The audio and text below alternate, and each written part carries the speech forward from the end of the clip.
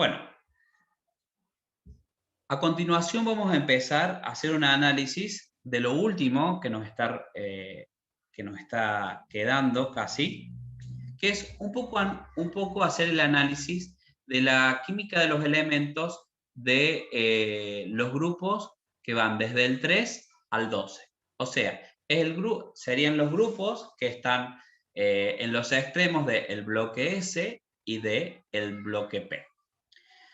En ellos nosotros nos vamos a encontrar con elementos que pertenecen al bloque D, que generalmente llamamos de transición, y a los del bloque F, que solemos llamar elementos de transición interna, y generalmente aquellos que primero aparecen, que presentan a aquella primera serie de elementos, o a familias, si se quiere, a aquel primer bloque de que aparece en la tabla periódica, es lo que nosotros generalmente referenciamos como elementos de la primera serie. Y en este caso, si ustedes se fijan, estaríamos pensando en el escandio, pasando por el titanio, el vanadio, el cromo, el manganeso, el hierro, hasta llegar al zinc. ¿Sí? Después tenemos los de la serie 2 y después también tenemos los de la serie 3. En la serie 3 es importante porque en la serie 3 el primer elemento que aparece es el lantano. ¿Sí? Entonces, este elemento, a partir de este elemento, es que nosotros vamos a abrir la tabla periódica y ahí vamos a empezar con el bloque F, donde vamos a encontrarnos con los lantánidos, y después nos vamos a encontrar más hacia abajo con los actínidos, que son justamente elementos del bloque F.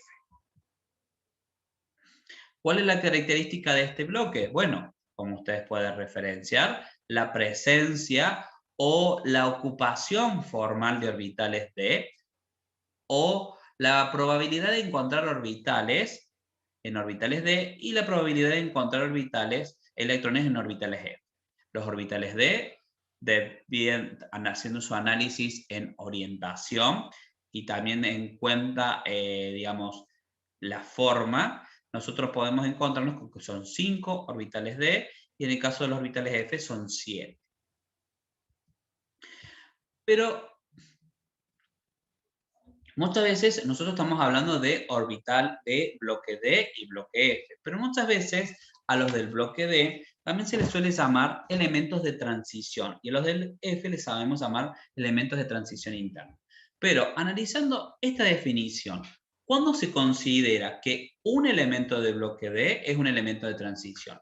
Bueno, fíjense, esa definición solamente abarca como elemento de transición aquellos que contienen el subnivel incompleto, ya sea considerando el átomo neutro o considerando alguno o algunos de sus iones. ¿Sí? Entonces, cuando uno hace el análisis un poco más detallado, uno puede encontrarse con que los elementos del grupo 12, donde nos vamos a encontrar con el zinc, el cadmio y el plomo, pertenecen al bloque D, pero no pueden ser considerados elementos de transición o metales de transición, si uno lo quisiese decir. Lo que les decía también, las filas de este bloque también se los consideran series. Entonces tenemos la primera serie donde vamos a tener el bloque 3D y esa corresponde al periodo 4, se correlaciona en el periodo 4.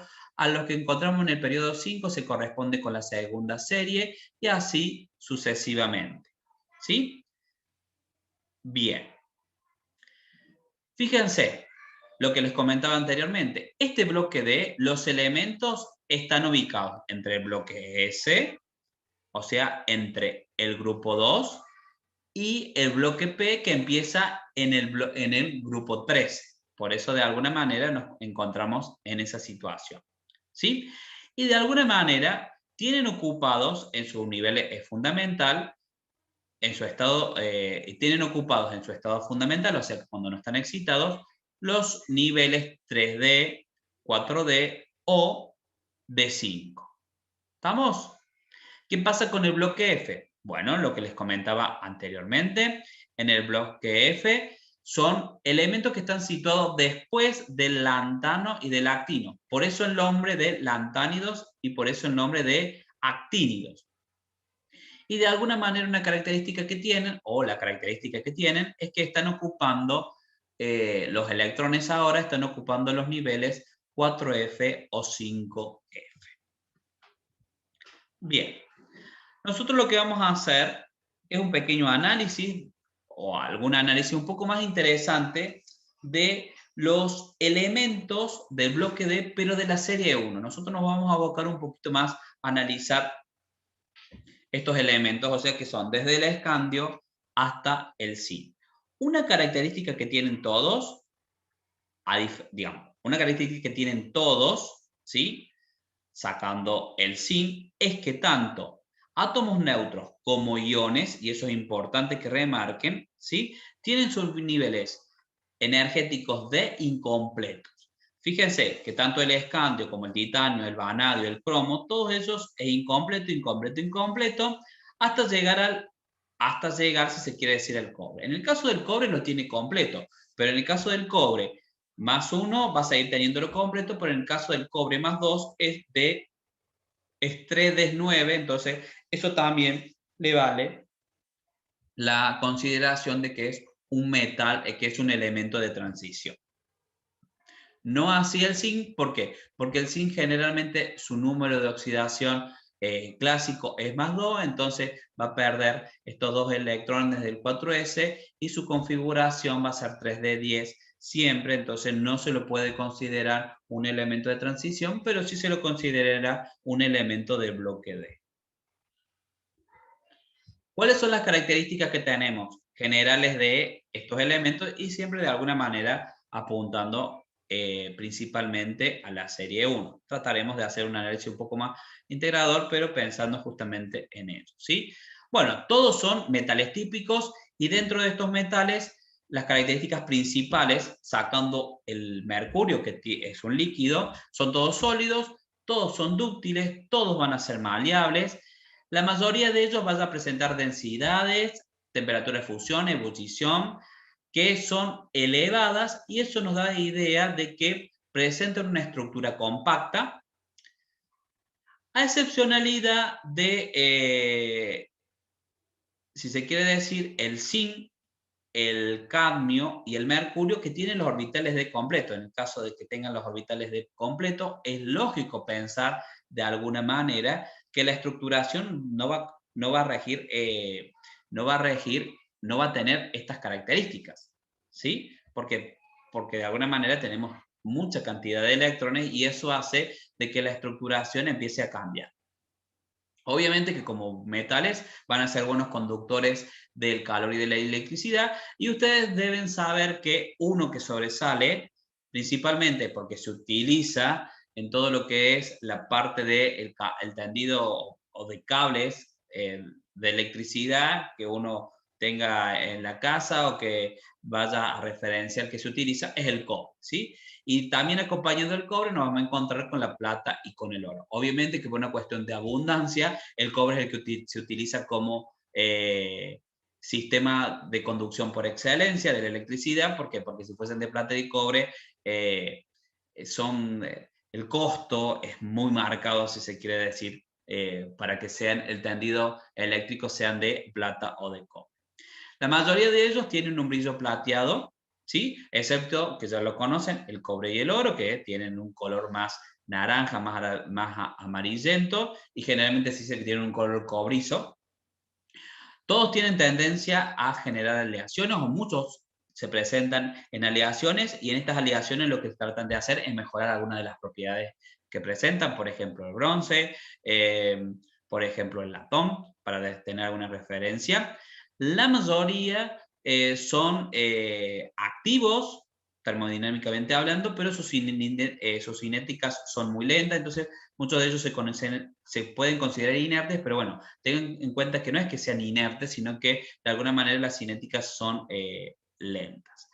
Y algo que tienen que tener presente es que son menos electropositivos que los metales S, por lo tanto las propiedades digamos, sus propiedades metálicas también tienen un comportamiento diferencial con respecto a los del grupo 1 y al grupo 2. La mayoría de ellos tienen la particularidad de reaccionar con ácidos minerales. Cuando hablamos de ácidos minerales, hablamos de un ácido nítrico, un ácido clorhídrico, un sulfúrico, donde pueden dar hidrógeno como tal, y en algunos casos, en este proceso, y sobre todo, y en este proceso, uno de los productos que se generan son, a ver, cuando reaccionan con estos ácidos minerales y se genera hidrógeno, esto conlleva a la solubilización del metal, y en esta solubilización lo que se forman son algo complejos, porque si se da en solución acuosa, esos cationes que se van generando van formando complejos, y eso es lo que lleva a la generación de aguas complejos. Pero si ahora el proceso se hace en ácido clorhídrico, no solamente esto puede llevar a la solubilización del metal, sino también a la formación de cloros complejos, ¿sí? Algo que también tenemos que tener presente es que si son tratados con un ácido mineral muy oxidante, como podría ser el ácido nítrico, no lleva a la solubilización del metal de transición, sino que muchas veces logra la pasivación de la superficie. ¿Por qué? Porque se forma una capa, sobre la superficie del óxido correspondiente. Bien. Una característica que tienen ellos es que los metales tienen tendencia, si analizamos, nos vamos moviendo desde la izquierda hacia la derecha, nosotros podemos observar que, cuando nos vamos moviendo, si se quiere decir, de la izquierda a la derecha o de la derecha a la izquierda, son los elementos que se encuentran hacia la izquierda los que presentan mayor reactividad, y muchas veces eso está un poco asociado, si se quiere decir, está asociado un poco a la menor cantidad de electrones en los subniveles D.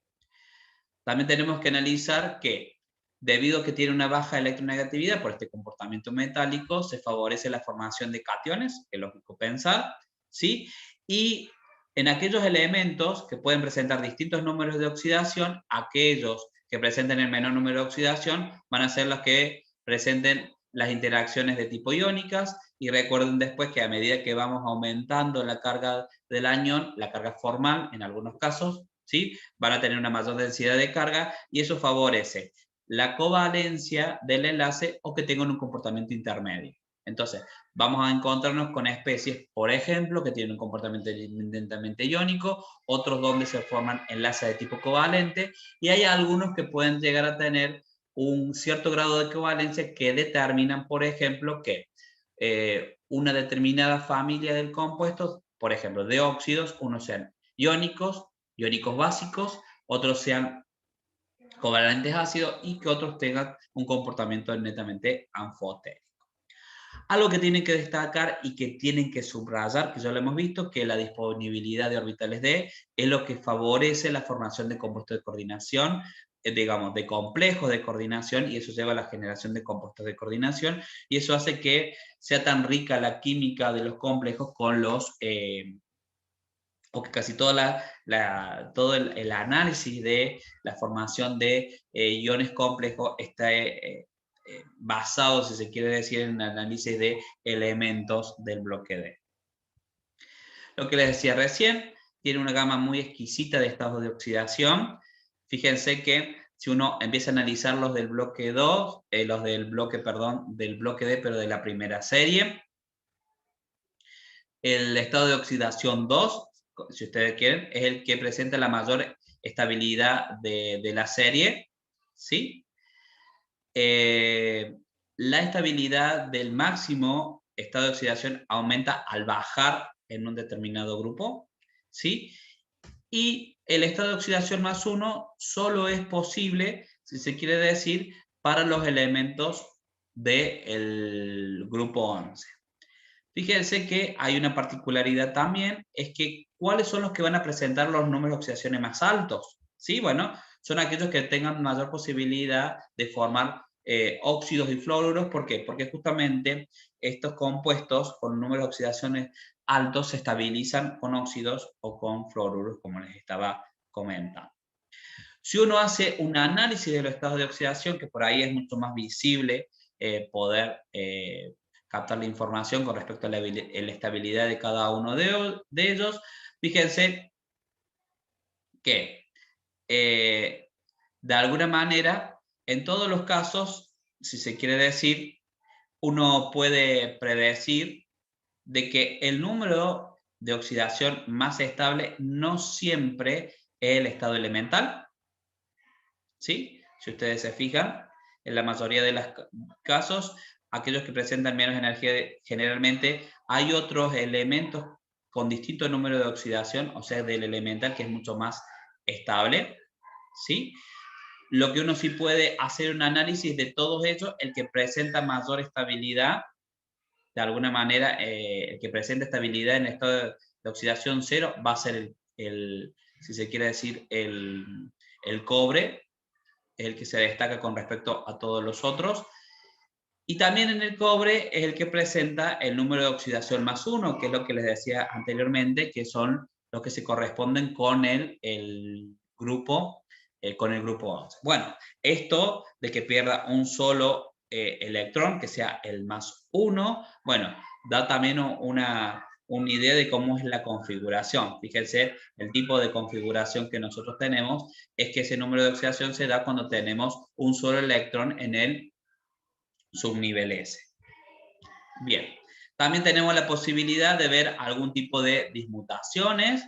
Fíjense en cómo el cobre más 1 tiene tendencia a dismutar en cobre más 2 y en cobre 0 para encontrar dos especies que tengan, de alguna manera, que en promedio tengan una estabilización, que lleven una estabilización del cobre más 1. Y también tenemos la posibilidad de ver, por ejemplo, algunas con proporciones, como por ejemplo si mezclamos cobalto más 3 y cobalto 0, que van a comproporcionar para generar una especie mucho más estable como es el cobalto más 2. Lo mismo podríamos llegar a hacer el análisis, por ejemplo, de con proporciones en distintos tipos de especies. Fíjense en acá, podremos poner manganeso más 7 con manganeso 0, que también vemos un proceso de comproporción. En el hierro, fíjense que el hierro, los números de oxidación típicos que presenta el hierro es 0, más 2, más 3, y también tenemos la posibilidad de generar una especie ferrato, que es una especie que tiene características oxidantes muy interesantes, que en la actualidad se está utilizando o se le está dando una apertura al estudio de la misma. Siempre obviamente que el hierro más 2 y el hierro más 3 son las que encontramos en la naturaleza, por lo tanto son los números de oxidación que más importancia tienen desde el hierro, pero el hierro también el más 6 en los últimos tiempos ha encontrado una beta desde el punto de vista de las aplicabilidades que puede llegar a tener. Algo que sí me interesaría que remarque es que siempre nosotros hemos visto que los números de oxidación típicos del hierro, el cobalto y el níquel son más 1, más 2 y más 3, el famoso, no sé, el famoso FECONI 23, no sé si ustedes lo conocían de esa forma, pero les debo considerar, o debemos rectificar que los números de oxidación más importantes del níquel, el número de oxidación por excelencia del níquel es el más 2 y del 3 casi no hay una química asociada.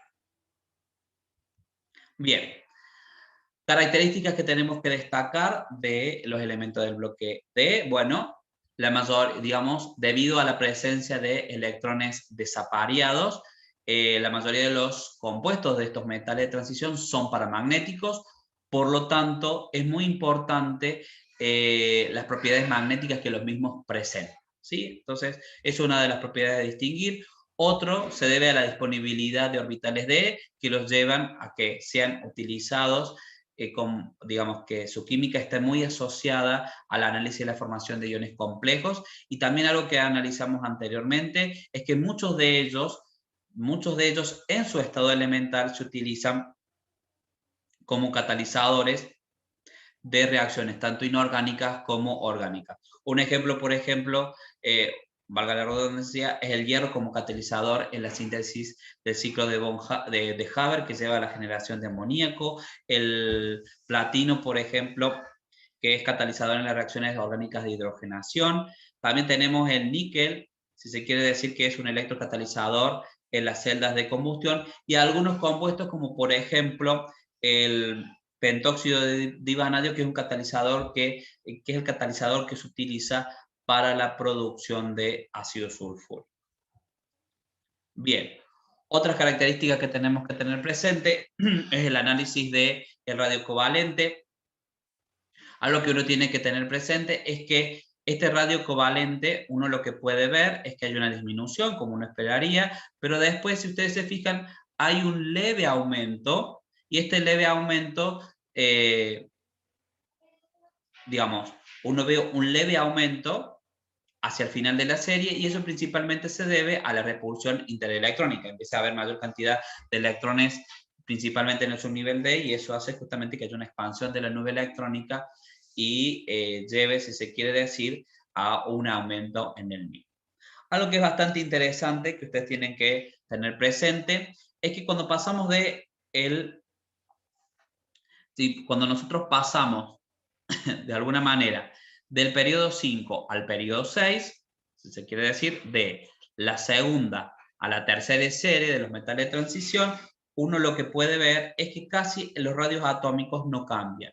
Entonces, ¿esto a qué se debe? Es algo que ya lo que hemos visto. Cuando hacemos este cambio del periodo 5 al periodo 6, nosotros ahora estamos teniendo en cuenta, cuando pasamos del lantano, fíjense que empezamos a tener tenemos la presencia del bloque F, o sea, del bloque de los lantánidos, y de alguna manera, ¿esto a qué se debe? ¿Esto a qué conlleva? Si ustedes se recuerdan, habíamos visto que los orbitales 4F tienen propiedades precarias, propiedades de apantallamiento que son sumamente precarias, y eso de alguna manera hace que la carga nuclear efectiva en un caso aumente, y si aumenta, si se quiere decir, digamos, la carga nuclear efectiva que sienten los electrones más externas es como que es relativamente mayor cuando bajamos, si se quiere decir, en un grupo, y eso hace que de alguna manera esos electrones sientan una mayor atracción, y por lo tanto los radios, en vez de aumentar, que es lo que esperamos nosotros cuando bajamos en un grupo, en este caso disminuyan, ¿sí? Y eso se conoce como efecto de contracción lantánea. Entonces eso tienen que tratar de destacarlo y remarcarlo.